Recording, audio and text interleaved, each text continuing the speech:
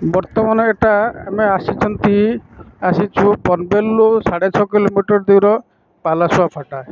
ଏଟା ହେଉଛି ଗୋଆ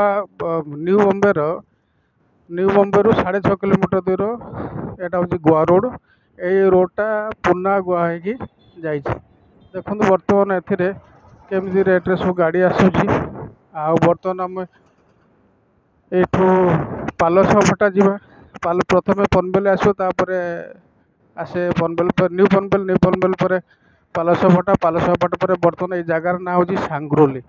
ବର୍ତ୍ତମାନ ଏଟା ଏଇ ହାଇୱେଟା ବର୍ତ୍ତମାନ ଯାଇଛି ନ୍ୟୁ ପନବେଲ ଯାଇଛି। ନ୍ୟୁ ପନବେଲରୁ ହେଇକି ସେପଟେ ପୁରା ବମ୍ବେ ପଳେଇଯିବ। ବର୍ତ୍ତମାନ ଦେଖନ୍ତୁ ବର୍ତ୍ତମାନ ଏଟା ହେଉଛି ଆମର ମେନ୍ ହାଇୱେ ଗୋଆ ହାଇୱେ। ଏଠୁ ନ୍ୟୁ ପନବେଲରୁ ଏଟା 6.5 କିଲୋମିଟର ଦୂର। ଏଇଥିରେ ବର୍ତ୍ତମାନ ଆମେ ଯିବୁ ପାଲାସୁଆ। ବର୍ତ୍ତମାନ ଏଇ ଜାଗାର ନାଁ ହେଉଛି ସାଙ୍ଗରୋଲି। ଏଟା ଗୋଟେ ଆଉଟସାଇଡ୍ ଏରିଆ। ସାଙ୍ଗରୋଲିଟା ଗୋଟେ ଆଉଟସାଇଡ୍ ଏରିଆ।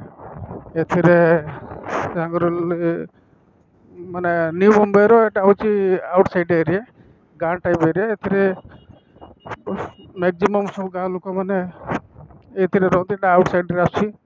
ନ୍ୟୁ ବମ୍ବେର ଆଉଟସାଇଡ୍ ଏରିଆଟା ଛୋଟ ଗାଁ ଏରିଆ ଗୋଆ ରୋଡ଼ରେ। ଏଇଟା ଆମେ ଏଇଠୁ ବର୍ତ୍ତମାନ ଏଟା ହେଉଛି ଏରିଆଟା ନାଁ ହେଉଛି ସାଙ୍ଗରୋଲି। ଆଉ ବର୍ତ୍ତମାନ ଦେଖନ୍ତୁ ଏଟା NH ହାଇୱେ, ଗୋଆ ହାଇୱେ। ଆଉ ଏଇ ରାସ୍ତାରେ ଗଲେ ସବୁ ଦେଖନ୍ତୁ ଏଟା ଆମର ଆସିଗଲା ଏଟା ଗୋଆ। ଏଟା ବର୍ତ୍ତମାନ ଆମେ ଯାଉଛନ୍ତି ଗୋଆ ହାଇୱେରେ କିନ୍ତୁ ଏରିଆ ହେଉଛି Raigad district, new Panvel area. New ପନବେଲରୁ ଏଟା ଗୋଆ ରୋଡ଼। ବର୍ତ୍ତମାନ ଦେଖନ୍ତୁ ଏଟା ହେଲା ବସ୍ ଷ୍ଟପ୍। ଏଟା ଆମର ବସ୍ ଷ୍ଟପ୍ରେ ଏଠୁ ଆମେ ବର୍ତ୍ତମାନ ରହିବା। ଏଠୁ ଆମେ ଯିବା ପାଲାସୁଆ ଫାଟା, ମାନେ ନ୍ୟୁ ପନବେଲ ଏରିଆକୁ ଆମେ ଯିବା। ଏଟା ହେଉଛି ସାଙ୍ଗରୋଲି ଗାଁକୁ ରାସ୍ତା। ଏଇ ଗାଁରେ ଆମେ ରହୁଛୁ। ଏଟା ଦେଖନ୍ତୁ ସାଙ୍ଗରୋଲି ଗାଁ। ବର୍ତ୍ତମାନ ସାଙ୍ଗରୋଲି ଗାଁ ଇଏ ହେଲା ସାଙ୍ଗରୋଲି ଗାଁକୁ ରାସ୍ତା। ରାତି ଯୋଗୁଁ ବର୍ତ୍ତମାନ ଭିଡ଼ିଓ କ୍ଲିୟରାନ୍ସ ଦେଖା ହେଇପାରୁନି। ଏଇ ଗାଁ ଲୋକମାନେ ସବୁ ଏଇ ରାସ୍ତାରେ ଯାଆନ୍ତି। ପୁରା ଗାଁ ଏରିଆ ଏଟା।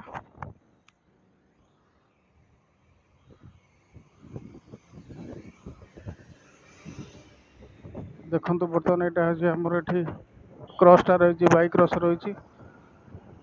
ଏଇଟା ହେଲା ଆମର ବସ୍ ଷ୍ଟପ୍ ସାଙ୍ଗରୋଲି ଗାଁର ବସ୍ ଷ୍ଟପ୍। ଏଇଟା ଦେଖନ୍ତୁ ଲେଖା ହେଇଛି ସାଙ୍ଗରୋଲି।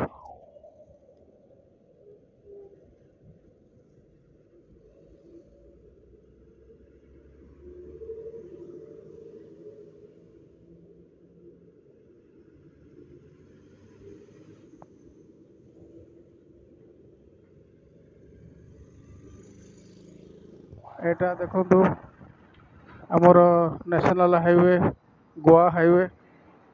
ଗାଡ଼ିମାନେ ସବୁ କେମିତି କ୍ରସ୍ କରୁଛନ୍ତି।